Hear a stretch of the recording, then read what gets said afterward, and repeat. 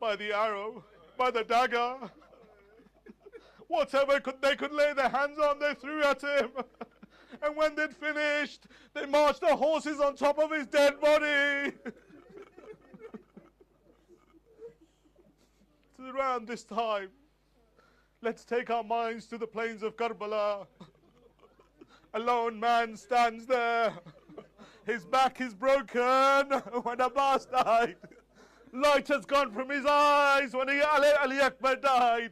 And his beard is dyed with the blood of Ali Asghar. My Mawla Hussein is by himself. He returns to the tent to say his final salam. First, he goes to see the Zainab. So Zainab, you've heard it in Urdu, you heard it in Punjabi, you've heard it. Zainab, bring that final labas that our mother left for me. Army of Yazid report, this is coming from the army of Yazid. They said Imam Hussein came into the plains of Karbala and ripped up the cloths and the clothes. He ripped it up in front of them. So they knew it was ripped. But still, when they killed him, they took it off his body. Mazloom Imam. My Mullah Hussein starts preparing his shroud. He starts making his akhri salam. He goes and sees his son to hand over Imamat to his son. You know Imam Sajjad? The next few nights are going to be the nights of Imam Sajjad. But you know Imam Sajjad, you know what state he was in? Imam Sajjad was asleep. He was that ill. And Mawla had to wake him up and say, oh Sajjad, oh Sajjad. It said that Imam Sajjad looked at Imam Hussein. He looked at his Baba. He said, where's Abbas? He said, he's gone. He says, where's Ali Akbar? He's gone. Where's Habib? He's gone. Imam Hussein stopped him at that point and said, oh Sajjad, it's just me and you amongst the men in the tents at the moment. Imam Sajjad looked at Sayyidah Zainab and said, Zainab, give me a staff and give me a sword. Imam Hussein asked him, oh Sajjad, what will you do? He said, I will lean on the staff and I'll take up the sword to defend the Imam of our time. My Mullah Hussein says to Sajjad, oh Sajjad, today is your day of rest. You're ill. Can you imagine? Ashura is the day of rest for Imam Sajjad. He will get no rest after this day. Rest, the Sajjad, rest. Your trial is about to start as well. Your challenge is about to start as well. Then, I was listening to all the masaib that we heard just now. All the masaib about one particular incident, the Rukhsati. And when you read the books about Imam Hussein, the Rukhsati was the most difficult. He wanted to leave. Sayyidah Zainab would take him into his arms. He wanted to leave. Sakina would grab him. All the ladies would come and grab him. In fact, this grabbing and this separation went outside of the tents. When Umar ibn Sa'd noticed what was going on, he gathered his troops. He said, let's take Hussein down. He's concentrating on his family. He's not paying attention to the army. Fire the arrows, kill him now. It said arrows were fired towards the tents and it hit Imam Hussein and hit some of the ladies. That is the Rukhsati, my dear brothers and sisters. That's how he separated from the ladies. My Mullah Hussein had to mount his horse and he marched into the battle. I'm not here to read the battle. We'll leave that to Malana to read.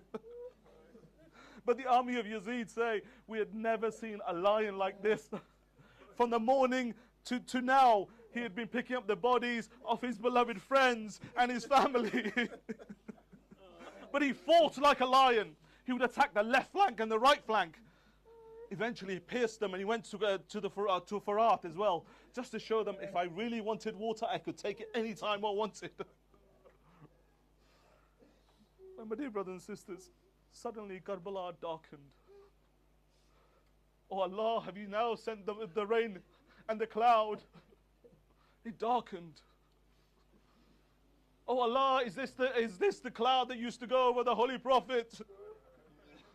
My dear brothers and sisters, there was no cloud, there was no rain. It rained of arrows and stones and spears. Whatever they could lay their hands on, they knew they could not defeat him in battle. They threw everything at him. My Mawla Hussein could no longer keep himself on the horse, and he fell. But when we searched the plains of Karbala, we could not find him. Oh Allah, you have taken him up to the skies, like you took up Hazrat Isa. No, my dear brothers and sisters, no, he was not taken up. He was lying on a bed of arrows and spears. He was neither on the ground nor in the sky.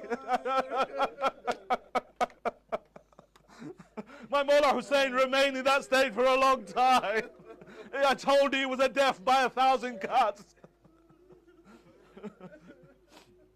It is said that my Mawla Hussein gathered himself and was able to stand after that. They surrounded him again and they attacked him again. Eventually someone fired an arrow and he fell back again and he sat down.